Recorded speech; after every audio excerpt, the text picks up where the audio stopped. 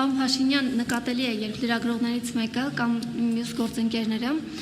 հարց են տալիս, դուք պարբերաբար փորձում եք իրենց կապել ինչ-որ ուժերի հետ, կարծես լրագրողները չեն կարող հարցադրումներ անել, մտահոգիչ հարցեր տալ, իրենց մտահոգող, վերջո բոլորս Հայաստանի Հանրապետության քաղաքացի ենք եւ ցանկացած հարց նաեւ բխում է մեր սրտից։ Տեսեք, նախորդ անգամ, երբ ես ձեզ հարցրի 300,000 ադրբեջանցիների վերադարձի հետ կապված, դուք բավականին զայրացաք եւ ինձ էլ որպես կարգեցիք, որպես Ադրբեջանի լիազոր ներկայացուցիչ, բայց այդ հարցը հենց այնպես չէր առաջացել։ Ես հիշում եմ, երբ դուք հայտարարեցիք, որ ազգային ժողովի ամբիոնից հայտարարեցիք, որ Շուշին 90 եւ ավելի տոկոսով ադրբեջանցիներով վերաբնակեցված Շուշի քաղաքը իր այդ կարգավիճակով հայկական է, նման հարցադրում էի կարել, ես ձեզ հետագայում հարցրեցի եռաբլուրում Շուշին հայկական է թե ադրբեջանական, դուք կրկին զայրացաք, որ հայտարարեցիք, որ դուք նման բան չեք ասել, բայց կարճ ժամանակ անց դուք Արցախը ամբողջությամբ ճանաչեցիք Ադրբեջանի տարածքային ամբողջականություն, ավելին 21 թվականի ընտրություններից առաջ ձեր նախընտրական ծրագրի մեջ էր մտնում Շուշիի եւ Հադրութի դեօկուպացիան, նաեւ խոստումներ եք տալիս արցախցիներին կարգավիճակի հետ կապված, սակայն այսօր ունենք այն փաստը, որ առհասարակ ասում եք, որ թող իրենք գտնեն այստեղ Հայաստանի Հանրապետությունում, իհարկե շատ լավ բան եք ասում, բայց առնվազն այդ հարցադրումները, որ ես անում եմ, գալիս են նաեւ նախկինի ձեր հայտարարություններից, քանի որ դուք ասել եք մի բան, արել եք բոլորովին այլ բան։ Եվ հարցը այն էր, որ ինչու եք ասում մի բան եւ անում բոլորովին այլ բան։ Դա կոմպետենտության պակասի հետևանք է, թե ուղղակի դուք ժամանակ առ ժամանակ ձեր քաղաքականությունը փոխում եք եւ մի հարցել, պարոն Փաշինյան, դուք վերջերս Սյունիքում էկոպարեկային ծառայության ինչն էր, Սյունիքի էկոպարեկային ծառայության բացման արարողություններ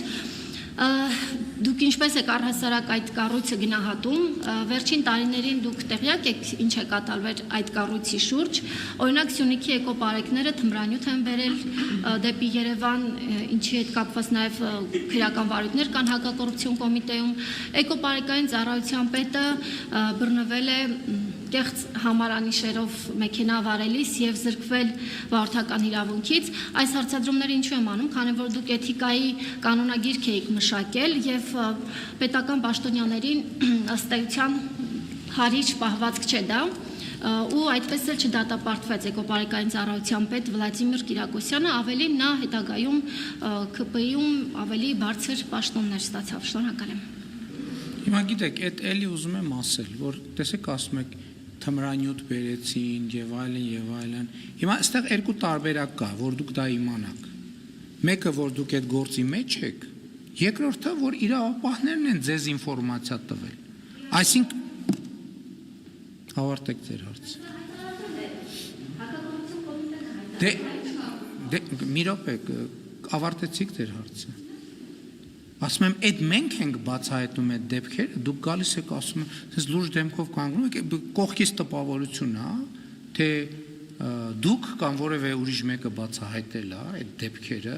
եւ հիմա դուք եկել եք ասում եք, որ բա ինչի պետությունը չի բացահայտել այդ դեպքը, որ ստիպված մենք խեղճ ու կրակ լրագրողներս գնում ենք չարչարվում ենք եւ այդ դեպքերը բացահայտում ենք։ Դուք այդ դեպքերի մասին որտեղից գիտեք, հարգելի լրագրող եւ հարգելի լրագրողներ։ Դուք այդ դեպքերի մասին գիտեք միայն այն փաստի բերումով, որ Հայաստանի Հանրապետության պետական ինստիտուտները բացահայտել են, դուք եք զրկել որևէ մեկին վարորդական իրավունքից։ Դուք որևէ մեկին վարորդական իրավունքից զրկել եք, իհարկե ոչ։ Ո՞վ է զրկել վարորդական իրավունքից։ Վարորդական իրավունքից զրկել է Հայաստանի Հանրապետությունը։ Այսինքն Հայաստանի Հանրապետությունը ինստիտուտ է ստեղծել,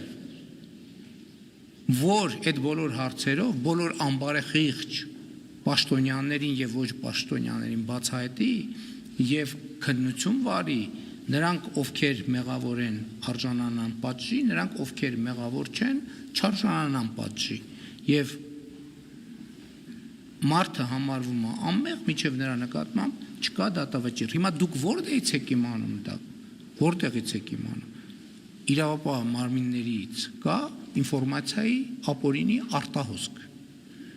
Ես չգիտեմ ինչ վճարվում են կամ ինչ հարաբերությունների բերումով է այդ արտահոսքը տեղի ունենում, Բայց դուք եկեք արձանագրեք, որ դուք ինչ որ ասում եք, դուք մեզ ներկայացնում եք մեր աշխատանքի արդյունքները, փորձ անելով դա օգտագործել դա մենք ենք անում, մենք, որ զրկում ենք վարորդական իրավունքից պաշտոնյային, որ թմրանյութի տեղափոխում բացահայտում ենք, մենք ենք անում դա։ Ուրիշ մեկը չի անում ի հեճուկս մեզ, մենք ենք անում ի հեճուկս ուրիշների։ Սա շատ կարևոր արձանագրում է։ Երկրորդ հարցը, որ ասում եք լրագրողները այնպես եք անում, որ իրավունք չունեն հարց տան։ Կներեք, ես չգիտեմ Հայաստանի Հանրապետության պատմության կամ Հայաստանի հազարամյա պատմության շրջանում մի եւս այդպիսի ժամանակաշրջան, որ Հայաստանի Հանրապետության լրագրողները այսքան եւ այսքան անկաշկանդ եւ շարունակաբար հարց են տալիս Հայաստանի Հանրապետության վարչապետին եւ ընդհանրապես պաշտոնյաներին։ Չկա այդպիսի, այսինքն եթե ես կներեք, իսկ կարողա դուք այսինքն ես եմ կազմակերպում այս բրիֆինգները, թե դուք, այսինքն ես եմ գալիս, կարող է ինչ որ ըտեղել։ Ես եմ չէ գալիս, որ ձեր հարցերին պատասխանեմ։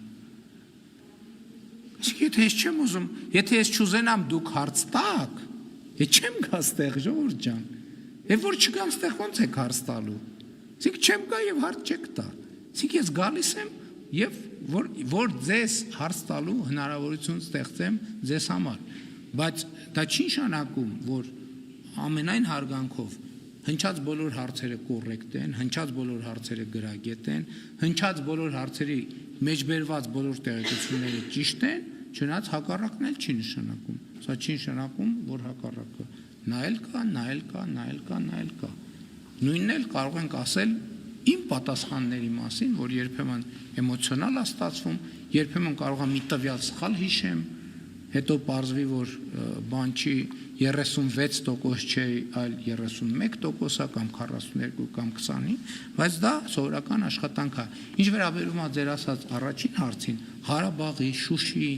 2020 թվականից ես այդ հարցերին տասնյակ անգամներով, եթե ոչ հարյուրավոր, ազգային ժողովում, ասուլիսներում, ելույթներում, ուղերձներում տասնյակ անգամներով պատասխանել եմ։ Ձեր հարցի մեջ նոր էլեմենտ չկա, որպեսզի ես նոր պատասխան տամ, եթե դուք պատասխանի կարիք ունեք, խնդրում եմ նախորդող շրջանում ուղերձներ եմ ունեցել, ելույթներ եմ, ընդ որում ժամերով ելույթներ։ Ես քննիչ հանձնաժողովում 5 ժամ ելույթ եմ ունեցել, ազգային ժողովում ժամերով ելույթ եմ ունեցել, տասնյակ եւ հարյուրավոր հարցերի եմ պատասխանել։ Նույն հարցը ունի նույն պատասխանը։ Եթե հարցի մեջ նոր էլեմենտ լինի կամ ես նոր տեղեկատվություն ունենամ կիսելու ձեզ հետ, անպայման կանեմ դա։